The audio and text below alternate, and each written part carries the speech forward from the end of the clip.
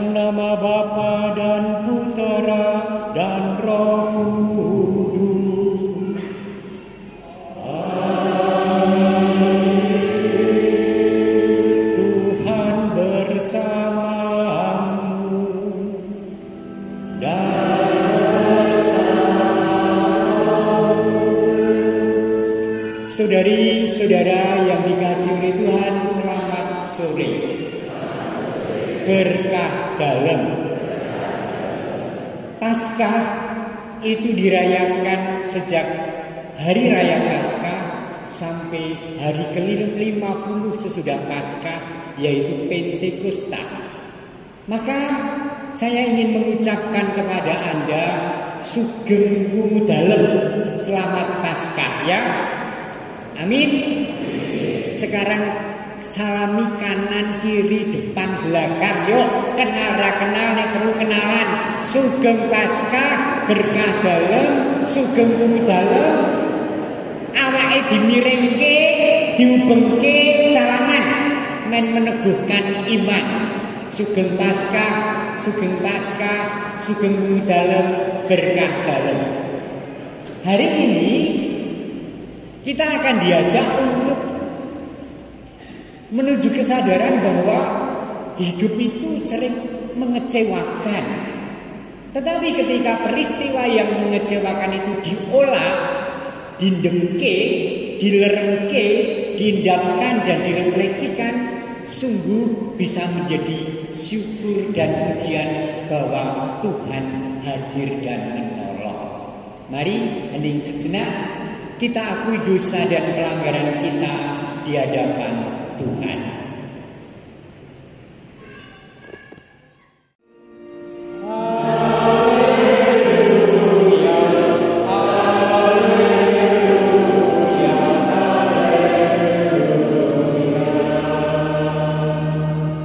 Tuhan bersamamu.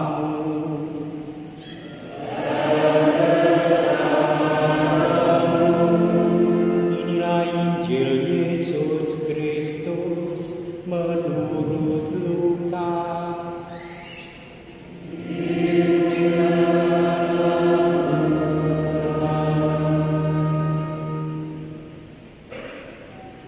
Dua murid yang dalam perjalanan ke Emmaus ditemui oleh Yesus yang bangkit segera kembali ke Yerusalem.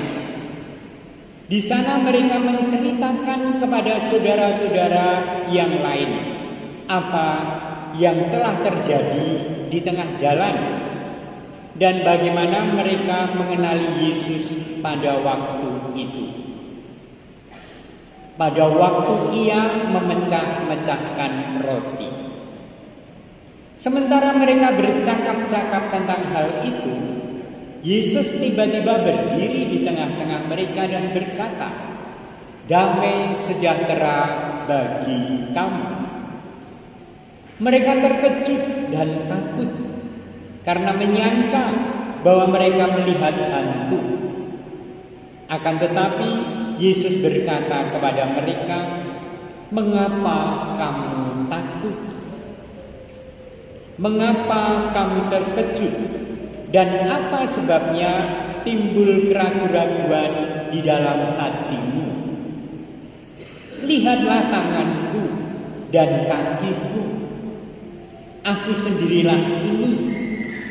Rabalah aku dan lihatlah. Karena hantu tidak ada daging dan tulangnya seperti yang kamu lihat ada padaku." Sambil berkata demikian, Yesus memperlihatkan tangan dan kakinya kepada mereka. Dan ketika mereka belum juga percaya karena girang dan masih heran, berkatalah Yesus kepada mereka, "Adakah padamu makanan di sini?" Lalu mereka memberikan kepadanya sepotong ikan goreng. Yesus mengambilnya dan memakannya di depan mata mereka. Yesus berkata kepada mereka, "Inilah perkataan yang telah kukatakan kepadamu ketika aku masih bersama-sama dengan kamu. yakni bahwa harus digenapi semua yang ada tertulis tentang aku dalam kitab Taurat Musa, kitab Nabi-Nabi, dan kitab Mazmur. Lalu Yesus membuka pikiran mereka sehingga mereka mengerti kitab suci. Kata Yesus kepada mereka, ada tertulis demikian, Mesias harus menderita dan bangkit dari antara orang mati pada hari yang ketiga. Dan lagi, dalam namanya berita tentang pertobatan dan pengampunan dosa harus disampaikan kepada segala bangsa, mulai dari Yerusalem. Kamu adalah saksi dan dari semuanya ini. Demikianlah Injil Tuhan.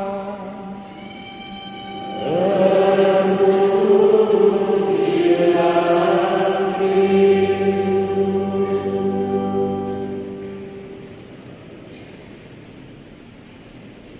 Saudari-saudara yang dikasihi oleh Tuhan, kematian menyedihkan, mengecewakan seringkali.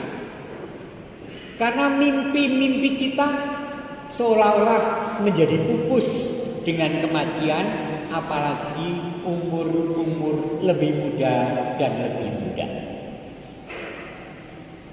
Saya sendiri kalau melayat pada keluarga yang ditinggal mati oleh entah suaminya, entah istrinya, entah anaknya yang masih muda, bahkan seorang bayi, rasanya itu pilu. Anda tahu rasa pilu itu seperti apa? Gitu loh. Dan ikut sedih. Suatu saat seorang ibu tentu belum tua, punya anak yang masih remaja awal, mungkin kelas 6 SMP atau kelas 5, itu punya 2 anak, ditinggal mati oleh suaminya. Pilu, menangis, kecewa, menyembunyikan diri di kamar, atau bahkan menjerit-jerit dan memprotes akan keadaan itu. Sementara mereka sedang bermimpi untuk mewujudkan sebuah keluarga, sebuah kesejahteraan, sebuah damai sejahtera yang dihidupi bersama di tengah keluarga, atau mereka berdua antara suami dan istri. Dan ketika saya melayatnya, saya juga tidak tahu harus mengatakan apa. Karena orang yang sedang kecewa, orang yang sedang sedih, orang yang sedang menangis, tidak butuh nasihat, tidak butuh khutbah dan homili. Saya pulang juga dengan nada pilu, ikut bersedih dan ikut bertanya, mencoba memahami hati seorang ibu yang ditinggalkan oleh si bapak atau suami yang relatif muda itu. Saya bawa dalam doa. Kurang lebih 3 atau 4 minggu kemudian, ibu itu mencari saya di pasturan. Saya sebenarnya takut dan tidak siap kalau ibu itu menangis lagi dan bertanya lagi dan kecewa dan teriak-teriak lagi. Tetapi rupa-rupanya berbeda. Dia mengatakan, Romo, saya minta Romo misa untuk 40 hari suami saya. Saya kaget, cukup tenang. Lalu kita mulai ngobrol dan ibu itu menceritakan betapa kami sangat rindu untuk Ekaristi, mengenangkan suami Romo, bapaknya anak-anak. Kami ingin bersyukur bahwa kami pernah boleh bersama dengan bapaknya anak-anak itu, walaupun hanya belasan tahun. Dan kami percaya bahwa Tuhan memilihnya karena dia milik Tuhan, dan Tuhan mengambilnya untuk menjadi miliknya yang abadi di surga. Dan kami yakin bahwa Tuhan akan memelihara kami sebagaimana 40 hari kami lalui. Ini keren banget loh. Jadi iso ngrumuske daki-daki dan tenang ibu itu. Maka ketika saya kemudian melihat agenda dan bisa, saya mengatakan, ibu bisa tanggal itu jam berapa maunya? Jam 6 romo, oke, saya catat jam 6 kita nanti merayakan Ekaristi. Ibu itu lega, dan ketika perayaan Ekaristi saya minta, karena saya pun cukup keheranan dengan sikap yang cepat berubah itu. Dan ibu itu men-sharingkan pengalaman betapa sangat tidak mudah untuk melihat kenyataan bahwa si suami dipanggil. Tetapi kemudian ia mencoba untuk melihat Tuhan. Ia mencoba untuk membuka hati pada rencana Allah yang pasti tidak mudah. Tadinya dia yakin dengan rencananya sendiri bahwa nanti si bapaknya anak-anak karirnya akan demikian, saya mengerjakan itu, nanti anak-anak kuliah di sana di sini, nanti kakek nenek kita akan tamasya kemana-mana. Baru belasan tahun musnah, pundes, hilang cita-cita itu. Tetapi kemudian ia melihat Allah yang mencintai, Allah yang memilih, Allah yang akan terus memelihara. Sangat tidak mudah. Dan sharing itu melegakan kami semua yang hadir. Nah, saudari-saudara yang dikasihi Tuhan, peristiwa kekalahan Yesus tanpa perlawanan, disiksa tanpa perlawanan, diolok-olok, diludahi, dilukai, disalib sampai mati, membuat para murid yang masing-masing mempunyai cita-cita dan agenda ketika mau mengikuti Yesus menjadi kecewa dan sedih. Dan itu juga tampak dalam kitab suci sesungguhnya. Mereka ada yang mengatakan, ayo kita pulang, aku mau jadi nelayan lagi. Yang lain mengatakan, aku ikut kamu pulang, jadi nelayan juga. Punah mimpi-mimpi itu. Mimpi yang mereka bangun sendiri. Dua murid yang ke Emmaus bercerita dalam bacaan sebelum ini betapa mereka kecewa dengan peristiwa Yerusalem.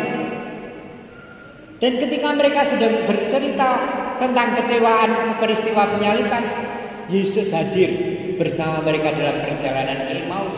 Dan Yesus bertanya, apa yang kamu perbincangkan selama di jalan ini? Oh, mereka muntah. Mereka mengatakan, apakah kamu satu-satunya orang asing di Yerusalem sehingga kamu tidak tahu apa yang terjadi? Lalu mereka mengatakan, Yesus yang menjadi guru dan Tuhan kami mati disalib. Kecewa. Dan kemudian mereka membuka hati. Hatinya dibuka oleh Tuhan, dan Tuhan menerangkan tentang siapa Mesias, bahwa akan ditangkap, bahwa akan disiksa dan dibunuh, bahwa akan bangkit di hari yang ketiga. Yesus menerangkan itu dalam konteks dikatakan perjamuan pada waktu ia memecah-mecahkan roti, dikatakan ya. Dan hati mereka menjadi terbuka. Oh iya, nek awake dhewe maca kitab suci perjanjian lama, Yesaya, Yeremia, Yeskiel, di sana sudah dinubuatkan bahwa Sang Juru Selamat akan sengsara dan wafat. Oh iya, ketika kita bersama dia di Galilea, dia bercerita bahwa anak manusia akan ditangkap dan dibunuh. Tetapi Tetapi mereka dengan agendanya sendiri menolak, tidak mau mendengarkan, dan hati mereka sekarang terbuka. Dan mereka dipenuhi dengan kegembiraan dan kelegaan karena membuka hati pada firman Allah yang terus memimpin mereka. Sehingga kemudian mereka pulang lagi ke Yerusalem, bercerita kepada para muridnya, dan Yesus menampakkan diri. Dan apa yang dikatakan Yesus pertama kali sesudah kebangkitan adalah kata damai sejahtera bagi kamu. Apa yang bisa kita bawa hari ini untuk pulang dan untuk membangun kehidupan sehari-hari adalah kata yang sama, damai sejahtera. Hidup yang penuh damai sejahtera antara diriku dan Tuhan sendiri yang terus memimpin dan hadir dalam kehidupan. Tuhan yang menata, Tuhan yang merencanakan, Tuhan yang mengabulkan menurut rencananya. Ayo, kadang-kadang kita punya rencana yang menurut kita terbaik, belum tentu itu terbaik. Tetapi punya rencana, mimpi, mewujudkan bolehlah. Tetapi membuka hati pada Allah yang menawarkan rencananya, rancangannya yang sedang diwujudkan pada keluarga kita masing-masing, pada pekerjaan kita, pada relasi dengan sesama, pada aneka hal segi kehidupan. Itu jauh lebih memberi kegembiraan dan damai sejahtera. Maka kita diingatkan akan segala hal yang berkaitan dengan mimpi dan rencana.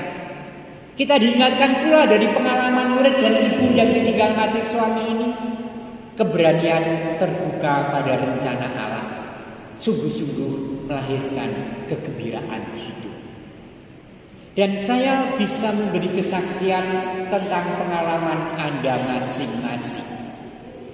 Kalau saya bertanya kepada ada apakah panjenengan itu ora tau nate susah, Bu, ora tau nate punya tantangan, tidak mengalami peristiwa yang sangat mengecewakan, kemudian Anda akan bercerita banyak om.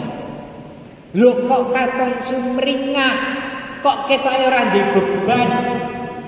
Dan ibu itu mengatakan, saya punya, dan menunjuk pada salib yang ada di tembok belakangnya.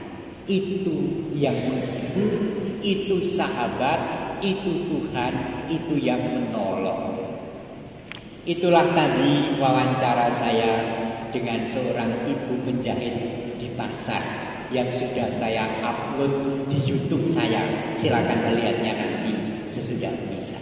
Yuk, mudah-mudahan kita diteguhkan oleh firman dan pengalaman para murid, pengalaman murid Emmaus, pengalaman saudari-saudara kita yang terus bangkit dan mengalami damai sejahtera dalam hidup, walaupun tentu saja bagi setiap pribadi hidup ini sangatlah tidak mudah.